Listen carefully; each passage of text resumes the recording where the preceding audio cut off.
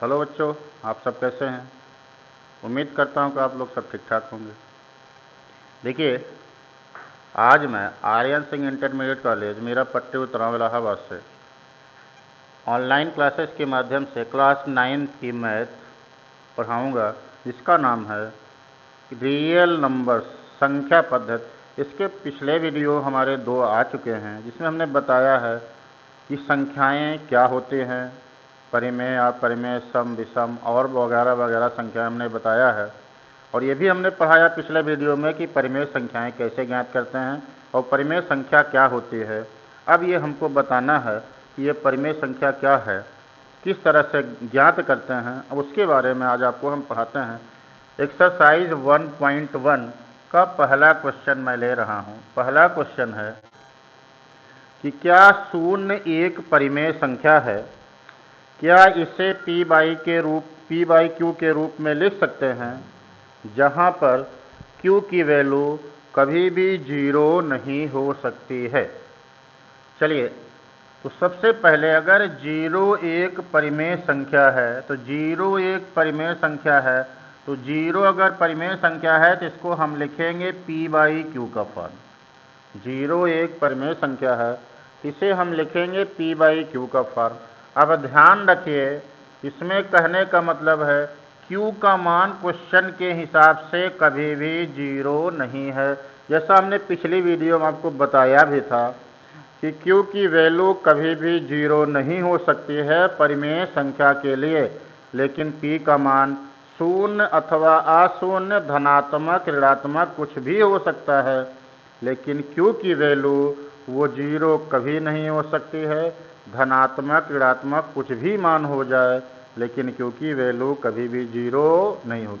अब यहाँ ध्यान दीजिए, जब q का मान 0 नहीं हो सकता है, इसका मतलब 0 लाना है, तो ये कन्फर्म सी वैल्यू है कि जो p की वैल्यू होगी वो 0 है। लेकिन q का मान चाहे आप 1 ले लीजिए, चाहे 2 ले लीजिए, ऐसे वगैरह वगैरह और भी मान हो सकते हैं। और भी इसका मतलब है p की वैल्यू 0 हो सकती है, लेकिन q का मान चाहे आप 1 रखिएगा, चाहे 2 रखिएगा, चाहे 3 रखिएगा, चाहे 4 रखिएगा, कुछ भी रखिएगा, वो वैल्यू 0 ही आएगी।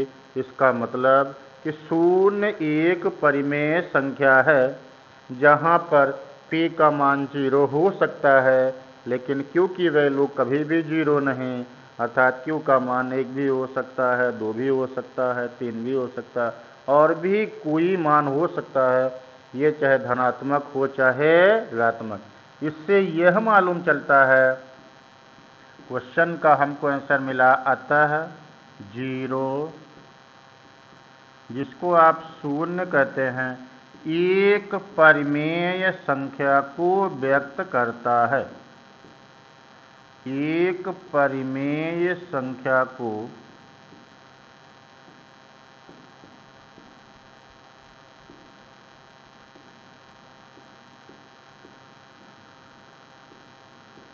व्यक्त करता है। अब हम चलते हैं क्वेश्चन नंबर 2 पे।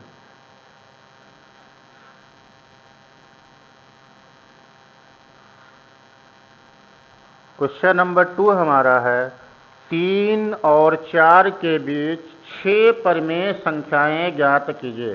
क्वेश्चन नंबर 2 है 3 और 4 के बीच 6 परिमेय संख्याएं ज्ञात कीजिए। हमने पिछले वीडियो में आपको ये पढ़ाया था परिमेय संख्या किस तरह से ज्ञात की जाती है। उसके हमने 2 तरीके बताए थे। दोनों तरीकों में हमने कहा था जो आपको सबसे बढ़िया लगेगा उसी तरह से आप परिमेय संख्याओं की गणना कीजिएगा। चलिए, आज भी मैं एक क्वेश्चन आपको 2 तरह से बता रहा हूँ, फिर से रिपीट कर लीजिएगा, जो भी आपको ठीक ठाक लगेगा ऐसे ही क्वेश्चन को करेंगे। चलिए, 3 और 4 के बीच, 3 और 4 के बीच हमको 6 परिमेय संख्याएं बतानी हैं। चलिए हम 6 कॉलम बना लेते हैं, 1 2 3 4 5 6। अब 3 और 4 के बीच में हमको 6 परिमेय संख्याएं बतानी हैं। चलिए मान लेते हैं ये हमारी प्रथम विधि है। तो देखिए 3 और 4 के बीच में जो हमको 6 परिमेय संख्याएं ज्ञात करना है वो किस तरह से लिखेंगे, ध्यान दें। पहली परिमेय संख्या ऐसा भी हो सकती है कि 3.1, दूसरी हो सकती है 3.2, तीसरी हो सकती है 3.3, चौथी हो सकती है 3.4, पांचवी हो सकती है 3.5 और छठवीं जो